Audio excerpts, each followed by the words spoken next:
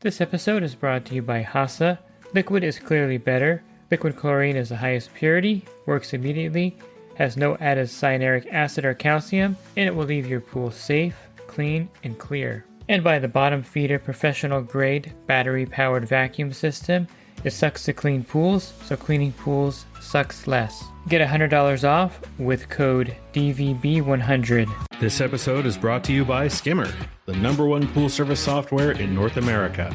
With Skimmer, you can streamline your schedule, grow your revenue, and keep your customers coming back with 5-star service. Whether you're a one-person operation or an established team, Skimmer is your partner in success. Visit getskimmer.com/poolguy to try Skimmer for free for 30 days. The Pool Guy Podcast Show. The Pool Guy Podcast Show. The Pool Guy Podcast Show.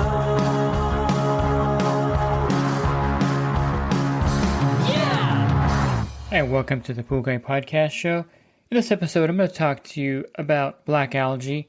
I'll go over some treatment methods, as well as some cautions with using the same tools in the pool with black algae. And I'll just cover just about everything regarding black algae in this podcast for you. Are you a pool service pro looking to take your business to the next level? Join the Pool Guy Coaching Program. Get expert advice, business tips, exclusive content, and get direct support. From me, I'm a 35-year veteran in the industry. Whether you're starting out or scaling up, I've got the tools to help you succeed. Learn more at swimmingpoollearning.com. So black algae is different than your standard algae. In fact, it's more like the plague when it's in the pool, and it's something that is more or less a big problem and a nightmare out there on your pool route if you get pools with black algae.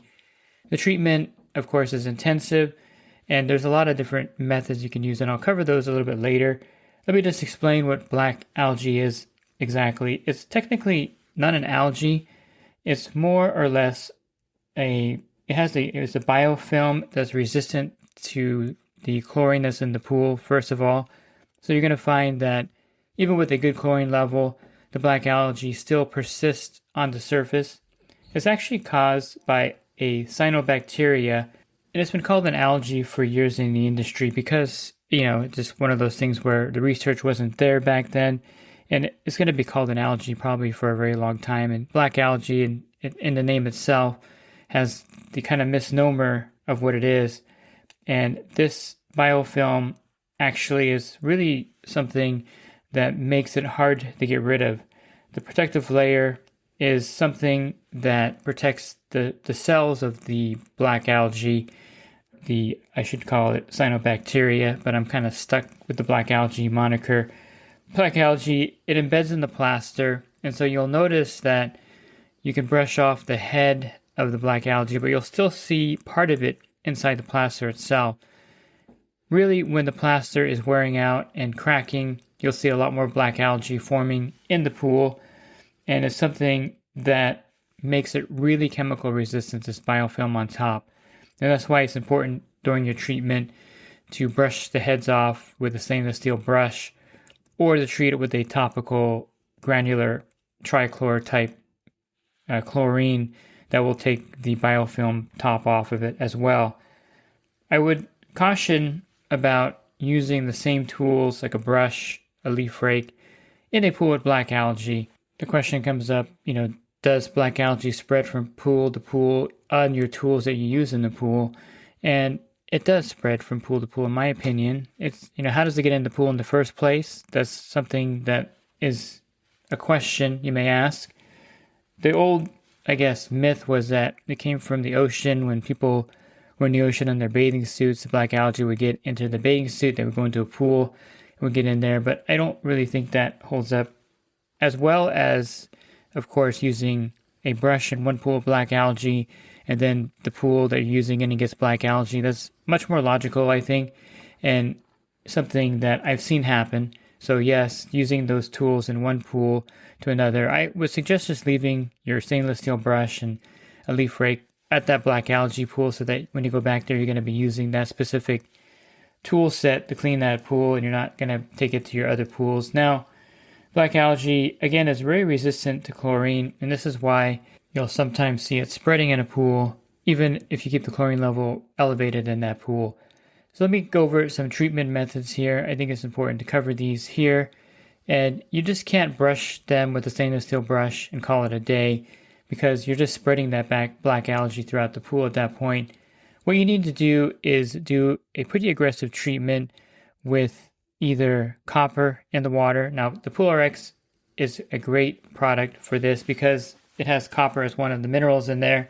And copper is actually known to destroy the cyanobacteria. Now, it's a slow process where it may take weeks with the copper elevated in the pool to actually affect the black algae. And it also depends on how much black algae is actually in the pool. From my field experience, the more black algae in the pool, the less likely the PoolRx copper or copper algicide is going to have a dramatic effect on it. It will, of course, reduce the black algae, but if the whole deep end is covered in black algae, and typically the black algae are circular in appearance, they're usually the size of a penny, sometimes up to a quarter. Sometimes they can join together and form bigger splotches, but typically they're circular and they're spread out along the pool, along the walls of the pool, wherever it can get inside the plaster, Pebble Tec, it'll form into those crevices, and that's why the combination approach is the best. So number one, a copper algicide or the PoolRx is a great way to start. So start with that, and then you're going to want to brush them off the sides of the wall with a stainless steel brush. Now, caution, if you have black algae in a fiberglass pool, you really don't need a stainless steel brush. And yes, you can get black algae in a fiberglass pool. I've had it in a fiberglass pool before. You can use a regular nylon brush, maybe a small one, and brush it aggressively, because if you use a stainless steel brush, you may damage the gel coat on the fiberglass pool. And Pebble Tec, you can use a stainless steel brush, no problem. Now, as far as the second part of the treatment, here's where it gets kind of tricky, and you have to be really cautious with this secondary treatment. And that's using granular trichlor. HASA makes an Algaban, or a product called Algaban, which is a granular trichlor. And the caution is this. This can burn the surface of the pool. It can actually stain any any colored pool, I guess painted as well. And it could even stain or burn the Pebble Tec surface as well. It'll definitely burn the fiberglass surface, and it'll stain the vinyl surface. You don't really get black algae in vinyl pools, but you don't want to use trichlor granular in a fiberglass or vinyl pool because it will stain that surface. Now, using it in a plaster pool is perfectly acceptable. Typically, the black algae is in older pools, and usually the plaster has stains in it already and doesn't look that great. Newer pools, yes, you can get black algae as well. So use that trichlor granular with caution. What I really like using in the Pebble Tec pools, and I like treating the black algae before summer or usually when it's cooler, and this is more effective in colder water, is using hypo. Just pouring the hypo directly over the pool surface, maybe using 6 or 7 pounds of it, and then sprinkling it over the black algae in a Pebble Tec pool. I don't really like using the trichlor in a Pebble Tec pool because it can burn that Pebble Tec surface. Usually it's a tan color Pebble Tec or a darker color, and the trichlor doesn't go well with that. So the hypo works really well as a substitute chlorine that sits on top of the black algae long enough, if you leave the pool off, of course, for a couple hours, turn the cleaner off, and let that hypo just sit on the Pebble Tec surface. The pool's going to get cloudy, of course, but it does have a pretty good effect after you brush the heads off with a stainless steel brush of killing that black algae, because the hypo doesn't dissolve quite as fast in colder water again. In warm water, it may dissolve really rapidly. And dichlor isn't really a great choice because that dissolves too fast, in my opinion, to have any effect on the black algae. One thing that I've been experimenting with is breaking up hypo tablets and using that as a granular form of hypo, and it's really effective. So if you have a black algae in a Pebble Tec pool, or even a newer plaster pool, or a plaster pool where you don't want to use the trichlor because you're afraid of it damaging the surface, I would suggest getting some hypo tablets, breaking them up into chunks, not quite really fine little granulars, but just chunks of hypo, and then broadcasting that into the pool, letting that sit on the plaster or Pebble Tec, and it's going to have a really good effect on the black algae or killing the black algae, and it's going to be much safer to use than trichlor. I told the Cal Hypo manufacturers to start making this product. I don't know if they're going to take my advice or not, but instead of just the powdered form, which of course dissolves faster, if they can make a larger granular form of Cal Hypo, it would be really highly effective in treating black algae in pools without having to worry about staining. Now, it will stain a vinyl pool, so don't use Cal Hypo in a vinyl pool, either broadcasting it and letting it sit on the bottom. So that's another caution for vinyl pools. But it's a great kind of in between the Cal Hypo granular, or powder I should say, making the tablets into a Cal Hypo granular versus using the trichlor granular, which can burn the pool surface.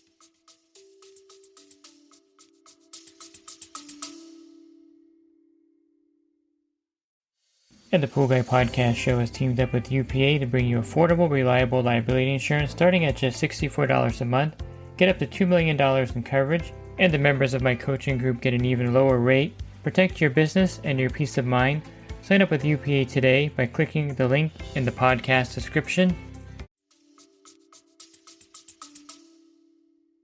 Now, if you do use a trichlor granular, which I like using because it's highly effective, not only does it raise the chlorine level really high in the pool, but it sits on the black algae. And again, you have to brush the head off again with a stainless steel brush. So this is part of the process. You can't just broadcast the trichlor in the pool and hope for the best, because that biofilm is pretty strong and thick, and sometimes it takes a lot to get to the head or the root of the black algae.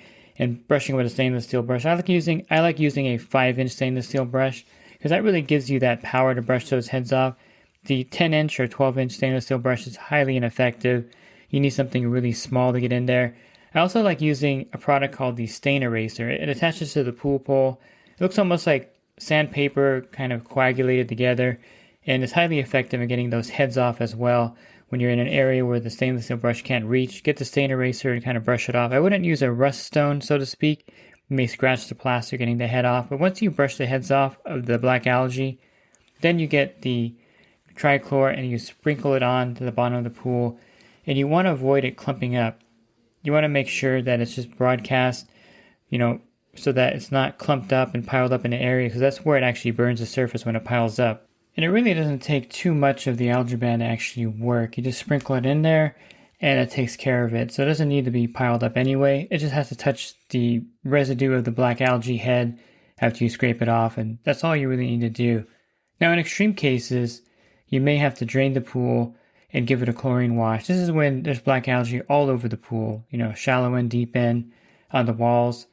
This calls for a full drain and a chlorine wash. Sometimes you have to actually, and this has happened before, we have to power sand the head of the black algae off. That's how bad it gets. There's like a whole colony of black algae and it's in an area and you just have to sand it. Now, I wouldn't recommend acid washing the pool. It doesn't really do what the chlorine wash will do. A lot of times the surface already has cracks in it and has pits in it, so acid washing it will cause even more damage to the pool. And it's one of those things where it's one of those, what's the greater evil? Draining the pool, chlorine washing the pool, with the potential of having the plaster crack and chip more. And of course, you need to have a waiver with the customer letting them know that you're draining the pool, the chlorine wash it, and you want to make sure that they're aware that the plaster could be affected by that. For commercial pools, a lot of times you have to drain them, chlorine wash them, because doing the topical treatment is not usually advisable or appropriate. You have to close the pool down for a few days. It's a big mess, and so sometimes you have to drain it anyway to clear out the cyanuric acid. So you might as well drain it at that point, refill it after the chlorine wash, and try to keep the chlorine level at a certain level. At some point, the black algae may return if the chlorine zeroes out. And so here's another thing that's really important. I would definitely recommend a copper algicide continuously in that pool. So the PoolRx is great because it has that chelated, so it's not going to drop out and stain the pool.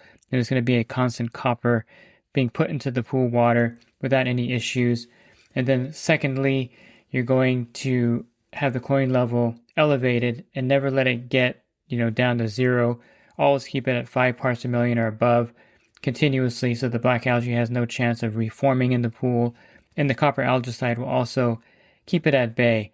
The real key to preventing it is to have the chlorine level at a good level all the time, and also having that copper algicide at the same time. So those two in conjunction really go a long way in preventing the black algae from returning, because your whole goal is to eliminate the black algae with the chemical treatment, and then of course keep it from returning with continuous vigilance with the chlorine level elevated and with the copper algicide or the PoolRx Plus with the copper mineral being in the water continuously. And that should solve the black algae problem going forward. There's really not much to it except that you have to treat it and really get on it before it spreads. If you just ignore the black algae, it's going to eventually spread throughout the whole pool. So once you first start seeing it again, it may just be really small, maybe even smaller than the size of a dime, and it may be the size of a pencil eraser at the beginning, but those grow, get bigger, spread.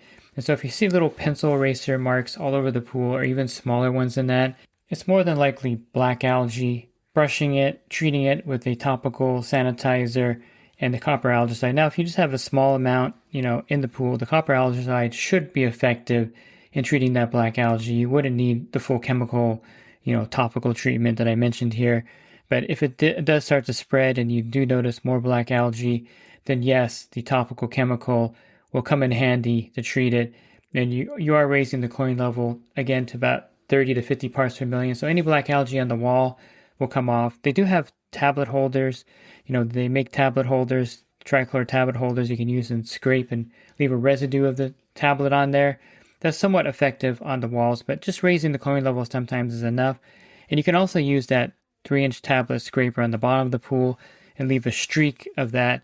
I'm not a big fan of those. They don't work super effectively, but they do have those, and the 3-inch tablet fits in there, and you can use that to leave streaks on the black algae once you brush them off. And it's a little bit more effective on the walls of the pool, but I find that just sprinkling cal hypo or trichlor on the black algae head is more effective.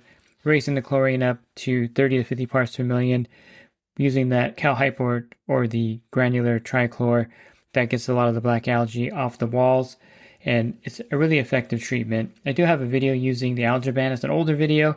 You can watch that and see my treatment method, but that's kind of how I treat the black algae. Treat it aggressively, don't let it spread, and really knock it out before it gets to a point where it becomes a problem for the pool and it just spreads throughout the whole pool, and that can happen for sure with black algae. Looking for other podcasts, you can find those by going to my website, swimmingpoollearning.com, and then on the top banner, the podcast icon, click on that, and there'll be a drop-down menu of over 1,800 podcasts there as well. And if you're interested in the coaching program, you can learn more at poolguycoaching.com. Thanks for listening to this podcast. Have a great rest of your week, and God bless. This episode is brought to you by HASA, providing products that deliver clean, healthy water for every aspect of everyday life. The bottom feeder battery-powered vacuum system, portable, powerful, and only weighs 12 pounds. And Skimmer. Get Skimmer, America's #1 pool service software. Podcast listeners can try Skimmer for free at getskimmer.com/poolguy.